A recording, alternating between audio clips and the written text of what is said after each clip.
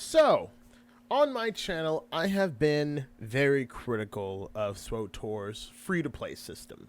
To me, it's always felt like a series of stupid, arbitrary roadblocks meant to torture you into subscribing to the game or paying for unlocks on the cartel market, rather than delivering an experience that makes you want to spend money to support the game.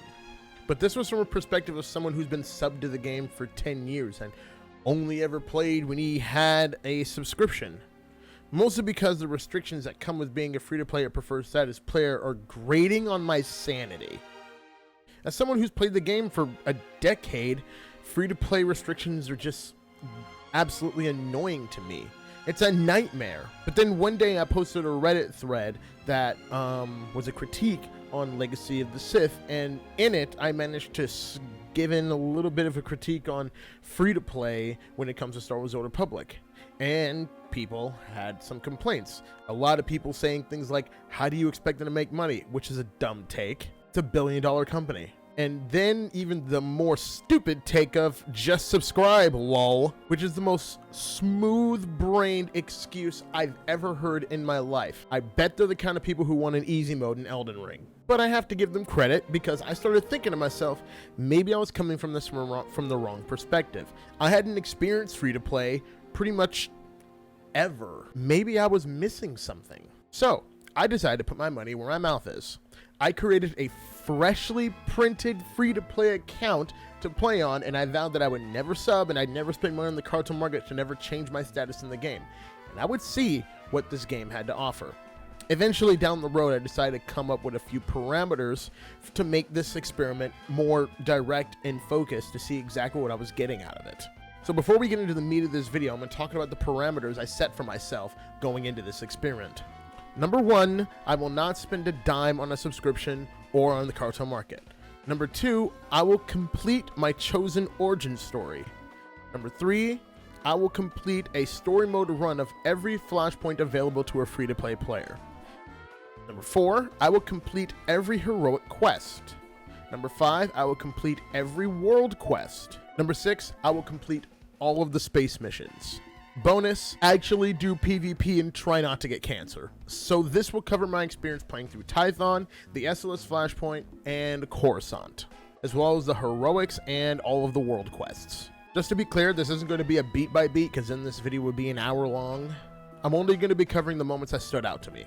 So I rolled a freshly printed Jedi Shadow starting on the Jedi Knight storyline, and off we went. Tython went as well as anyone could expect it to go as a starter location. As I went through the locations and quests, it reminded me of my time in this game during the beta in 2011. Tython really captures the magic of this game. It really brings the game world to life with vivid locations, well-rounded and memorable characters, even with the mediocre combat experience in my opinion. It was during this that I had to give SWTOR credit where it was due. This is a game where you were essentially handed 8 Mass Effect 2 games for free. It's always been well voice acted, pretty well written, and very well executed, for the most part. Even as a free-to-play account, there's absolutely nothing that the game does at this point that's obtrusive to the experience. And truth be told, this is where SWTOR shines, I guess, in the moments where it sells itself as a single-player game, even though it isn't. So, we wrapped up Tython pretty quickly, but I would have to return later to complete the world quests and heroics because, to be honest, I forgot. If you guys ever want to catch this madness live, make sure to subscribe to my YouTube channel and follow me on Twitch, the link in the description. With Tython done and dusted, we were off to the SLS. Listen, can we talk about the Republic's obsession with the greater good and sacrificing its own people? Like seriously, what the hell? Your men will be remembered? What the frick is going on here? She just straight up was just ready to press the big red button and murder these guys. Like seriously, at this point, the greater good is just a meme. Well anyway, after spanking some Sith cheeks and turning in a traitor, we're off to Coruscant. Which, I forgot how atmospheric Coruscant actually is. The music, the ambience, the different themed locations. It's so perfectly designed. You can tell that BioWare was putting their best foot forward with this planet. That being said, Coruscant is really where I started to see the looming hand of the developers over this game. By the time I hit level 20, I could really feel the 20% decrease in EXP gains. Of course, this is another incentive for you to spend money on the cartel market or buy a sub. The low EXP gain is supposed to kick in at level 10, but you really start to feel it at level 20. Mid-editing bird face here. So I actually made a mistake here in saying that the EXP gains really kick in at level 10, but you don't really feel it to level 20. See, I made a mistake because at times, like we all are, I make mistakes. You know, just like the rest of the human race. And so, don't lampoon me too hard for this. It kicks in at level 20, and that's when I really started to feel it. But my point still stands that I really don't think there should be such a large chunk of a decrease in EXP gains. But anyway, that's still just one of the things that really annoyed me about leveling post level 20. And back to that version of me. I don't understand why there has to be an EXP nerf to begin with. It's like they're saying, okay, you have this large area to play around and have fun, and then they take out a gun and shoot you in the leg for no reason. The next issue that popped up is when someone in my chat wanted to kill the world boss. We proceeded to get a group together for a quick boss kill, and it went down. Easy peasy. You know, done and dusted. Let's go. I tried to thank everyone for coming in Gen Chat, but that's when I ran into an issue. Oh, you've got to be kidding me. Oh, that's annoying. Free-to-play players can't use Gen Chat outside of the starter planets and on the fleet? To me, that is absolutely bonkers. What if a player needed help and didn't understand something and couldn't get an exterior browser going? Or if they just wanted to make friends? I mean, if you're trying to make friends in Gen Chat, I wish you luck. This is SWTOR. Everyone in Gen Chat's a monster. But the point still stands. If you're a free-to-play player who doesn't get to interact with the community by using the chat function in the public space, that's going to annoy or even discourage them. I realize that this was probably a guard against credit farmers and credit spammers in the world chat, but there must be a better way than locking them out of this completely. I shrugged off that little annoyance and continued to go on with my second world boss kill. That's when the second annoyance reared its ugly head. Free-to-play players don't get loot on world boss kills? They probably don't get anything because the gear is purple, which means it's an artifact gear, and free-to-play players don't have access to artifact gear, which, another thing, that's dumb. I understand there has to be an incentive for people to subscribe, but I don't think that locking them out of gear that can improve their characters is the way to do it. If they have access to the content, they should have access to the gear that comes with the content. This is basic things. If you do something in the game, you should get rewarded for doing something in the game. If you really want to use this to push a sub at the end game, at the very end of the content that they're allowed to play. In other words, this shouldn't be a factor until level 60. Let them get as much gear as they want up until the item rating at level cap. This is basic stuff, and it really would incentivize people to subscribe more because they want to get more powerful. But at this point, it just feels like a stupid roadblock.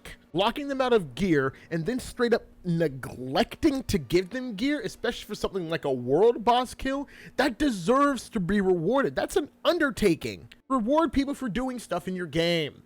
The other thing free-to players don't have access to that really bugged me was they don't have access to cargo holds? So wait, the inventory is the only amount of space that free-to-play players get to use to store their items in the game. That's ridiculous. They give them access to the outfit designer. What if they come across a bunch of gear sets that they want to keep as an outfit and they want to be able to put it in the cargo hold? Why aren't they allowed to use the cargo hold in any way? It doesn't make any sense. A cargo hold is like a basic Star Wars thing. If you really want them to spend cartel coins, why don't you just have them spend cartel coins to expand slots in the cargo hold? But at least give them some form of auxiliary inventory. This just feels really scummy and sleazy and downright disrespectful to the player. So, with my inventory bloated as all get out, I finished up Coruscant and sped off to Taurus, only to be reminded by my chat that I didn't complete all of the world quests and heroics, so I had to jump back in my ship and go back and complete all of those. Which, in all honesty, I had a pretty good time doing. I even managed to grab all of the datacrons and the yellow matrix shard on Coruscant. And I barely failed while doing it. Calling us marauders idiots? Yeah, totally. I swear to God. Okay. I was about to... No. Game.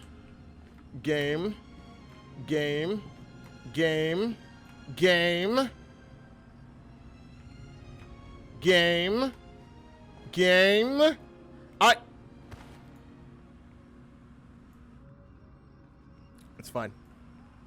So far, the free-to-play experience has been a positive experience for me. There were a few things that did rub me the wrong way. They reek of greedy practices and obvious pushing of the player to spend real-world money, but it wasn't incredibly obtrusive. The small roadblocks weren't enough to derail my experience of the first 2 planets, or even the Essalus. Now, I can only hope that this positivity continues as I journey through the rest of the game. And I have to say, I'm really looking forward to it. Thanks for watching, everyone. If you enjoyed this content, please like the video and subscribe to Birdface Washi. If you want to see this experience live, follow me on Twitch at the link in the description, and maybe you can hop into a Flashpoint or a Warzone with me if I ever decide to wade into the cancerous pit that is PvP. Remember, never trust a hut, always save the blue Twi'leks, Swtorista me, and may the Force serve you well.